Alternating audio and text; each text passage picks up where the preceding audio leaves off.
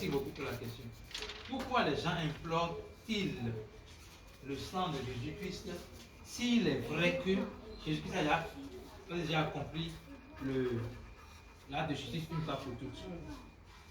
Je réponds à la question, mais là qu'on lise le verset pour que je m'appuie sur le verset pour répondre à la question. Hébreux 10, verset 10. Hébreux 10, verset 10.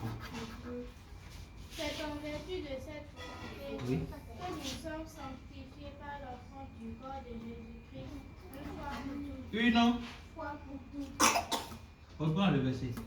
C'est en vertu de cette volonté Oui. que nous sommes sanctifiés par l'offrande du corps de Jésus-Christ une fois pour toutes. Oui.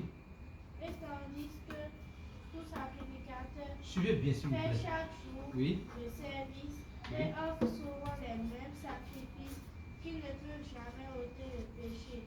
Lui, après avoir offert un seul sacrifice pour les péchés, s'est assis pour toujours à la droite de Dieu. Alléluia. Est-ce que c'est clair que Jésus-Christ a accompli l'acte de justice une fois pour toutes, pour tout le monde? Maintenant, la question est de savoir pourquoi les gens implorent le sang de Jésus-Christ. Déjà, je vais répondre de deux manières. La première chose à retenir formellement, c'est que le sang de Jésus-Christ n'est pas le liquide. Quand on parle du sang de Jésus-Christ, ce n'est pas le liquide. Mais, de manière spirituelle, le sang de Jésus-Christ, c'est la vie de Jésus-Christ.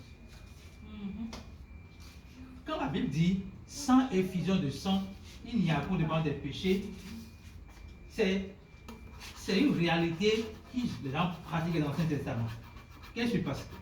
Il tue l'agneau. Et l'agneau donne sa vie. Mais pendant que l'agneau donne sa vie, que l'agneau a versé son sang.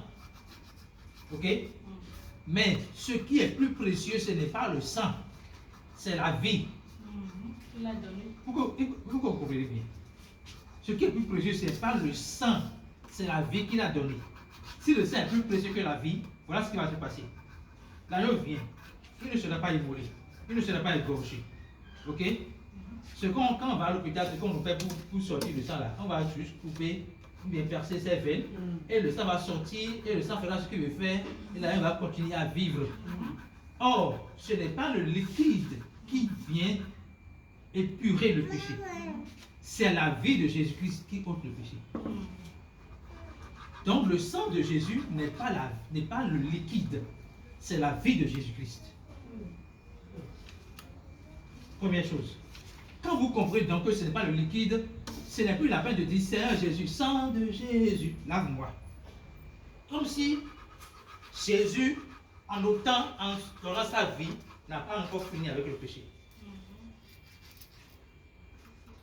En donnant sa vie, Jésus nous a lavé de tout péché. Péché présent, passé et futur. Jésus nous a lavé de tout péché en donnant sa vie, en livrant sa vie pour que nous ayons la vie. Ça veut dire que de manière technique, on ne peut plus dire on implore le sang de Jésus, non. Parce que le pardon des péchés ne s'acquiert pas par la prière. Ce n'est pas la foi dans ce que Jésus a fait. Ce n'est pas en priant Jésus, pardonne-moi, que tu reçois le pardon des péchés. La prière pour recevoir le pardon des péchés, ce n'est pas une prière en fait. C'est la foi dans ce que Christ a fait, dans le sacrifice accompli par Jésus-Christ à la croix. Est-ce que c'est bon? Donc, en réalité, on ne doit plus implorer le sang de Jésus-Christ. On doit établir, devant la situation, le sacrifice de Jésus-Christ. Et en parlant de sacrifice, vous retenez quelque chose d'important. Il a donné sa vie pour que vous ayez la vie. C'est le plus important de donner. Jésus a donné sa vie pour que nous ayons la vie.